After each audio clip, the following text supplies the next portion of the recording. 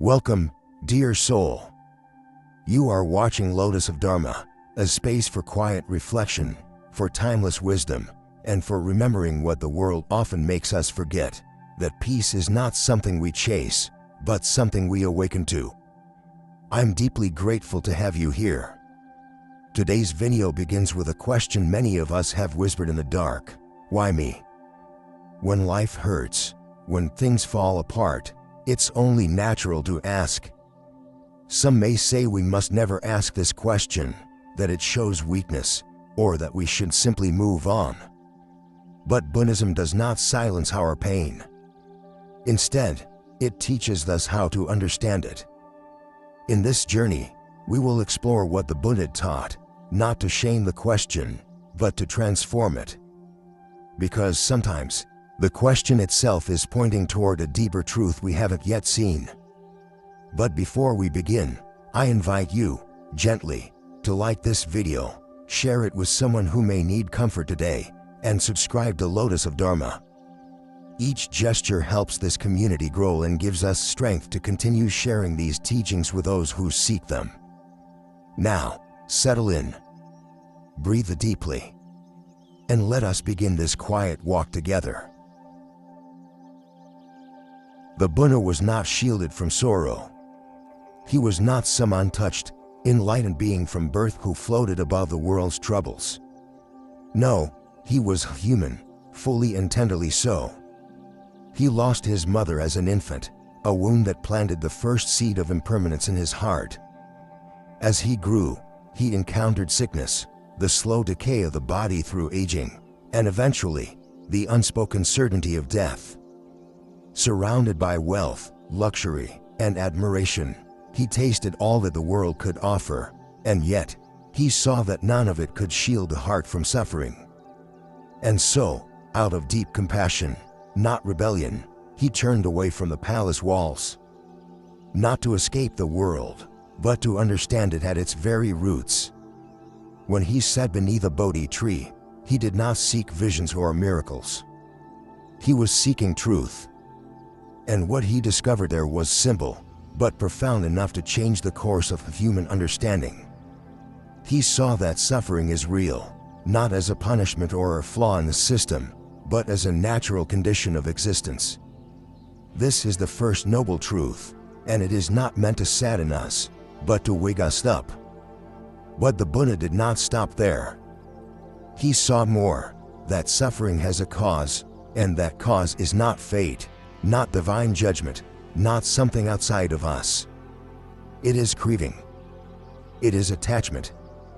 It is the deep, often unconscious grip we place on people, emotions, identities, and outcomes, hoping they will not change, even though change is their nature. This insight was not pessimism. It was liberation. Because if suffering has a cause, then it also has a path, a way out. The Buddha saw that the most unbearable pain we carried is not just what happens to us, but our insistence that it shouldn't have. When we say, "Why me?" we are not just inquiring, we are resisting. We are assuming that life is supposed to be fair, that pain is a violation of some invisible contract we believe we signed. But Buddhism teaches us otherwise, that life isn't personal, and it isn't cruel. Life simply unfolds, according to causes and conditions. It does not target, it does not punish, it simply moves. So when something in your life collapses, a job, a relationship, your health, and that voice inside cries out, "Why me?"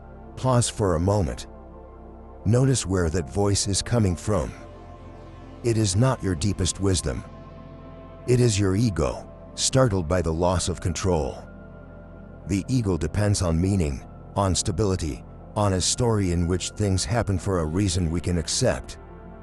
But when reality refuses to follow that story, the ego begins to panic. And yet, the Dan reminds us, you are not your ego. You are not the narrative. You are the awareness behind it, the space in which joy arises, sorrow passes, and all things move like clouds through a vast and open sky.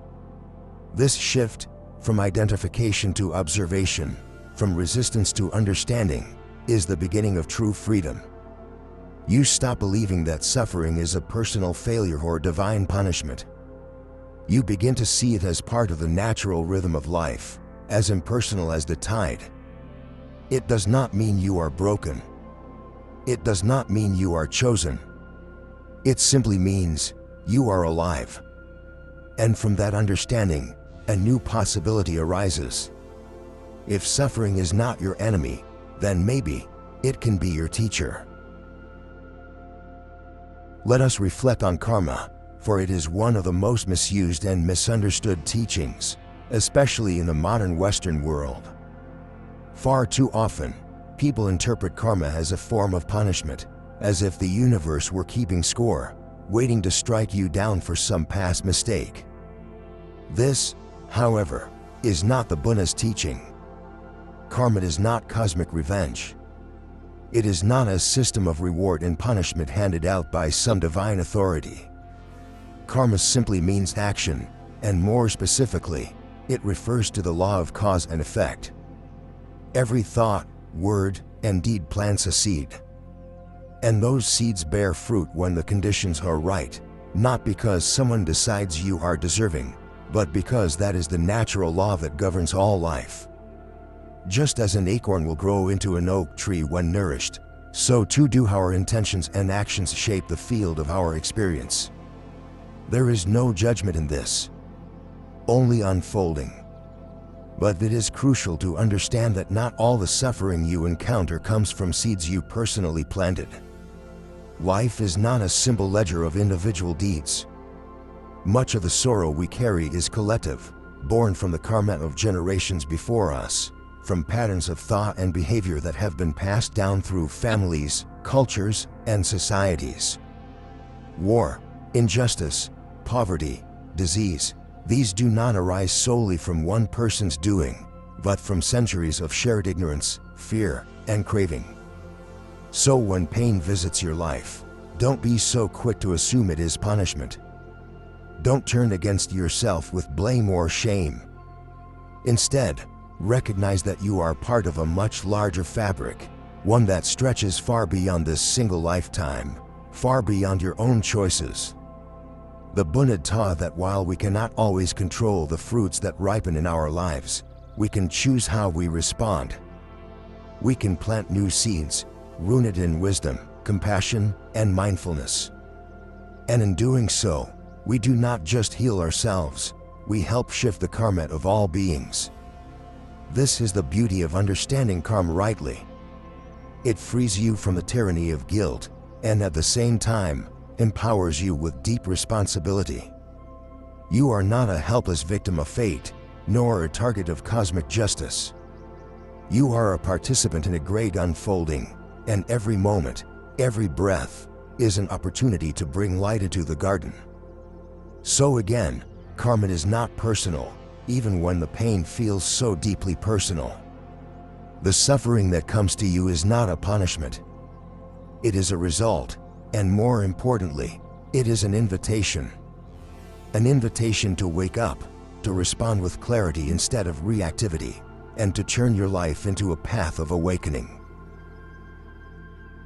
There is an old story preserved in the Buddhist texts, one that speaks more powerfully than any lecture could. It is the story of Kisa Gotami, a young woman whose heart was torn apart by the loss of her only child. In her grief, she wandered through the village clutching the child's lifeless body, blinded by sorrow, desperate for a way to undo what had been done. Her pain was raw, unfiltered, the kind of pain that makes the world feel hollow. Someone told her to go to the Buddha. And so, carrying both her child and the last flicker of hope, she found her way to him. With trembling voice, she begged him for a medicine, anything that could bring her baby back. The Buddha did not dismiss her, nor offer empty comfort. Instead, he made a simple request. "Bring me a mustard seed," he said, "from any house that has never known death." Hope sparked in her chest again, and she set out, knocking on door after door, searching for that one untouched home, But everywhere she went, the answer was the same. Yes, they had mustard seeds, but no, they had not escaped death. Each home had its own story of loss. A mother, a father, a brother, a daughter. The faces changed, but the ache remained the same. And slowly, something began to shift in her. As the day wore on and the reality settled in, she returned to the Buddha, no longer pleading for a miracle, but waiting with a different kind of clarity. She had come seeking to erase her grief, but what she received instead was understanding. She saw, for the first time, that her suffering was not unique. Her pain, as intimate as it felt, was not hers alone.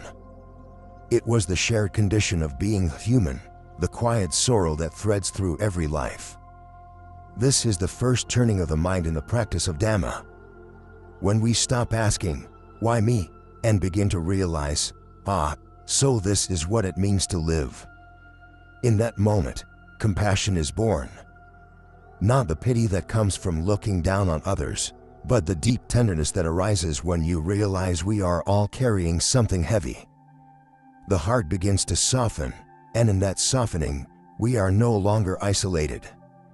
We become part of the great river of beings who have loved and lost, and who are learning, slowly, how to let go. Kisa Gotami did not get her child back.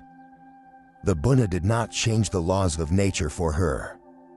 But he gave her something far more precious, the wisdom to see clearly, and the strength to walk forward with an open heart. And that is the gift that comes when we release the question, "Why me?" and begin instead to ask, "How can I see this rightly?" In the silence that follows, understanding begins to bloom, and with it, peace. There is something quiet that deepens our suffering, often without us even realizing it, and that is comparison. It creeps in silently, weaving itself into our thoughts like a shadow. We look around and begin to measure. We see someone smiling, and we think, "Why does their life seem so easy, while mine feels so heavy?" We observe their comfort, their successes, their ease, and silently begin to feel the weight of our own struggles even more.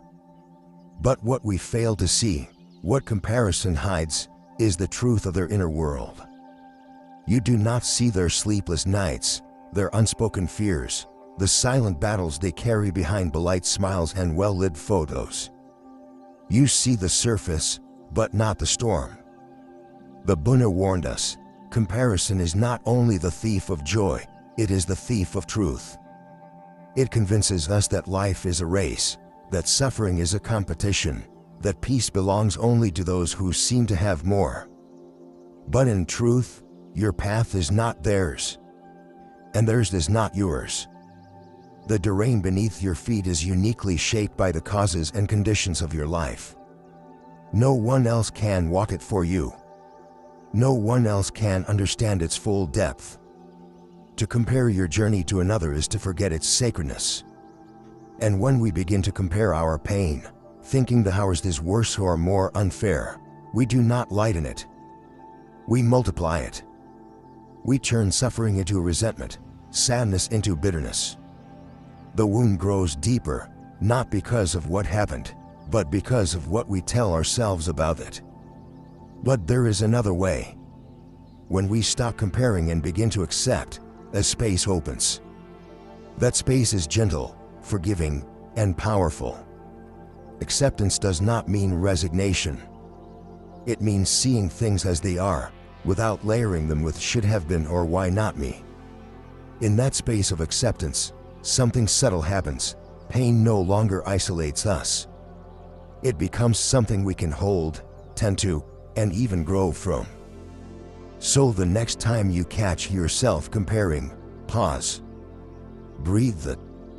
Come back to your own path, to your own feet touching the earth. Know that it is enough. And know that in this very moment, peace is possible, not by having a different life, but by relating to your life with a different heart. Why does the question, "Why me?" feel so heavy in the heart? It is because that question does not just arise from pain, it deepens it. It creates a loop within the mind, a circle that spins endlessly with no exit. When we ask why me, what we are often really saying is, this shouldn't be happening. We believe, consciously or not, that life owes us something different, something more pleasant, more just, more gentle. And the more we cling to that belief, the more trapped we become in a cycle of suffering. But the Buddha never told us that life would be fair. He did not promise that good deeds would always yield comfort or that bad things only happen to bad people. What he offered was something far more honest and far more liberating. He taught that life is impermanent, that all conditioned things are subject to change, that pleasure arises and disappears, that pain arises and disappears, and that nothing, not even our deepest joys or deepest wounds, will stay as they are. When we see this clearly, a different kind of peace begins to emerge. The nature of life is like the ocean, vast, ever-changing, sometimes calm, sometimes stormy. The waves come and go not because you did something right or wrong, not because the ocean is angry or kind, but simply because that is what oceans do. To stand on the shore and demand the waves to stop is to exhaust yourself in futility. The wiser approach is to learn how to swim. And this is what Buddhist practice offers us, not a life without waves, but the strength, skill, and inner stillness to navigate them. We stop resisting what is, and start responding with awareness. We let go of the exhausting question, why me, and instead enter the present moment fully, not as victims of life, but as students of it. In this way, suffering becomes less of a prison and more of a doorway, not because it disappears, but because we meet it with understanding instead of resistance. There comes a point on the path where the question changes, where instead of crying out, why me, we begin to ask, more quietly but more wisely, what now? This shift may seem small, almost subtle, but within it lies the turning of the heart from confusion to clarity, from resistance to response. Why me binds us to the past, to the version of life we thought we were owed. But what now opens the door to presence. It does not deny the pain, it honors it, but it also asks, how shall I meet this moment? In asking what now, we are not trying to fix what cannot be undone, nor are we running from what hurts. We are choosing instead to meet reality as it is, with eyes open, breath steady, and a heart willing to learn. This is the essence of practice. Not to escape life, but to be fully awake within it. To stay with the discomfort long enough to understand it. To sit with the sorrow until it reveals its shape. And to allow even the broken pieces of ourselves to become the very place where wisdom begins to bloom. This is the sacred alchemy of awareness. The victim becomes the student. No longer defined by what was taken from us, we begin to see what life is offering us, even in the midst of pain. The broken does not remain shattered, it becomes open. And in that openness, we find a strength that has nothing to do with force, and everything to do with softness, with surrender, with truth. So let the question shift. Let it rise from the ashes of grief like a soft whisper, what now? And as you ask, don't rush to answer. Just stay. Breathe it. Listen. The answers, when they come, will not come from your fear, they will come from your stillness. And from that stillness, the path will become clear again, step by step, breath by breath. There is another story passed down through the quiet corridors of the monastic tradition, a simple tale, yet one that carries within it the weight of deep realization. A monk lived alone in a small hut at the edge of a village. His life was quiet, uncluttered, and devoted to practice. He owned little, a bowl, a robe, a few teachings committed to memory, and the vast silence of the forest that surrounded him. One night, as darkness wrapped around the trees, a group of thieves broke into his hut. They ransacked the place, searching for gold, for valuables, for anything that might satisfy their hunger for gain. But there was nothing to be found, no hidden coins, no ornaments, no treasure. Only a humble monk sitting in stillness. Frustrated by their failure, the thieves beat him before leaving. In the morning, the villagers found him bruised but calm. Concerned and angry on his behalf, they asked what had happened. And a monk, with a soft smile that held neither pride nor resentment, simply said, "They gave me a chance to test my compassion." He did not curse them. He did not demand punishment. He did not even speak of injustice. His focus was not on what had been done to him, but on what had been revealed within him. Not bitterness, not revenge, just clarity. This is not weakness, though the world may think so. This is a power deeper than anger, a strength untouched by fear. Because true freedom is not the absence of pain, it is the refusal to let pain poison the heart. When the world shakes you, and your heart remains soft, you are free. When others strike out, and you do not strike back, not out of fear, but out of understanding, you have stepped beyond the cycle of harm. The monk did not choose to be beaten, but he chose how to meet it. And that is the essence of liberation. Not in controlling what happens, but in discovering the stillness that no event can take away. This story is not meant to romanticize suffering, but to remind us that the most powerful response to a harsh world is not to become harder, but to remain whole. Let me offer you a simple practice, one that may appear small, but carries within it a quiet, transformative power. It requires no shrine, no incense, no elaborate ritual. Just a bowl, a bit of water, and your willingness to be honest with your heart. Each evening, when the world begins to quiet, take a bowl and fill it with clear water. Sit with it in stillness. And then, with gentleness and sincerity, begin to speak your pain into it, not out loud for others, but as a whisper from you to the silence that holds all things. Say what is true. I feel forgotten. I feel angry. I feel lost. Let the water receive your truth without judgment. You are not trying to fix the pain. You are not trying to solve it. You are simply acknowledging it, giving it a space to be seen, to be heard, to be honored. Then, when you are ready, carry the bowl outside and pour the water gently into the earth. Let the ground receive what your heart has held.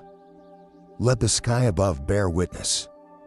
Let life, in all its vastness, take back what has become too heavy to carry alone. This is not dumping your suffering. This is not rejection.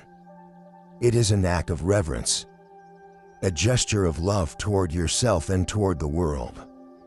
In Buddhism, we call this metta, loving kindness. It is not a forced smile or a hollow affirmation. It is the soft strength of being able to feel the pain without drowning in it, to acknowledge the wound without using it as a weapon against yourself or anyone else. Metta is not the denial of suffering. It is the willingness to stay with suffering long enough to cradle it like a child, to say, I see you. I am here with you. And in that embrace, something begins to shift. The pain does not vanish, but it loosens its grip. The tightness in the chest softens. The mind grows quiet. The heart begins to trust again. This practice, done each night, is not about magical outcomes. It's about relationship with your own suffering, with the natural world, with a deep truth that nothing you feel makes you unworthy of love. So take the bowl, fill it with water, and speak your truth into it, not to be rid of it, but to remember that even pain, when held with compassion, can be a doorway to healing. And now, as we come to the end of this shared silence, this shared reflection, I want to leave you with something I hold very close to my own heart. You are not being punished. Life is not against you. What feels like breaking may in fact be opening. What feels like loss may be pointing you home. You are not being cast out, you are being invited. Invited to wake up, to see with new eyes, to meet life not as something happening to you, but as something unfolding for your awakening. The question "why me?" begins to lose its sharpness when we realize a simple truth: all beings suffer.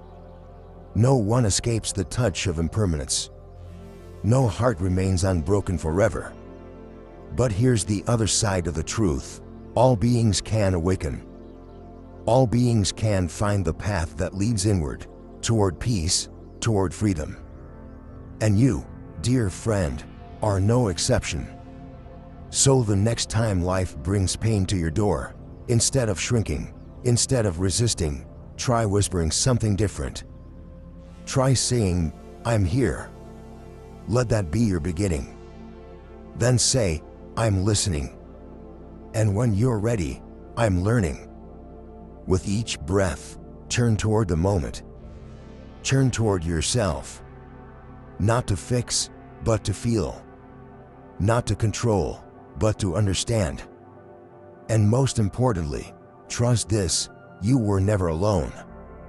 Not in your confusion. Not in your sorrow. And certainly not in your path toward peace. The same silence that held the Buddha under the Bodhi tree holds you now. The same earth that received his first steps in freedom walks with you, too. If this reflection touched something in you, I invite you to share your thoughts in the comments. Tell me, what part of today's journey spoke to your heart?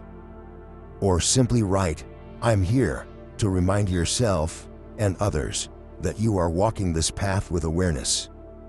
And if you feel called to continue this journey with us, please consider subscribing to the channel.